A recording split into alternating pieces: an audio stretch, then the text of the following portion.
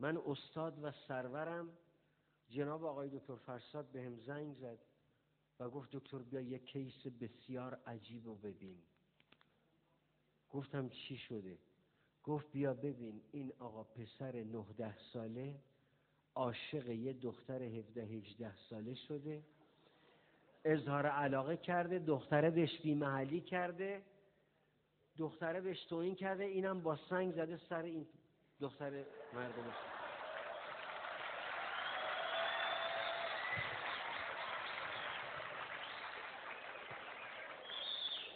رفتیم کانون اصلاح و تربیت. گفتم کجاست؟ گفت تو اتاق. رفتیم دیدیم با یه بچه فسخلی قدی تو اتاق مثل افلاطون رفته تو فکر. رفتم گفتم اسمش سیامک. گفتم سیامک قربونت برم تو اینجا چی کار میکنی؟ گفت برای چی من آوردین اینجا؟ گفتم مرد حسابی شنیدم سر دختر مردم شکستی. گفت خب بله توهین کرد. گفتم که خب به خاطر اینکه مزاحمش شدی پیله بش کردی توهین کرده.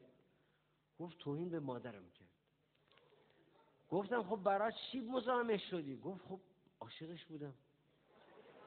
گفتم مرد حسابی تو قدت سنت نصف اونه عاشقش بودی؟ بگو بله سن و سال نمیشناسه که. باور کن اعصاب ما خورد شده از دست این بچه. اینقدر نامه عاشقانه از این بچه به جا مونده بود، با اون خط شکسته پکسته به نام پیوند دهنده قلب‌ها، از آن روزی که تو را دیدم سر کوچه و چه و از این مزخرفات. جالب اینجا بود که در ذیل یکی از این نامه‌ها نوشته بود عزیز دلم انشالله که 293. گفتم سیام اگه 293 پلاک خونه است؟ گفت نه یه رمزیه. گفتن شماره تلفن‌های اون موقع تهران 7 رقم بود. گفتم باید 7 رقم باشه این چرا 3؟ گفت نه شماره هم نیست، شماره تلفن یه رمزی بین خود.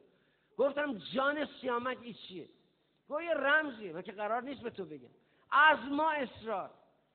گفت حقیقتش انشالله 293 یعنی که انشالله 2 تا بشیم بعد 9 ماه 3 تا بشیم. این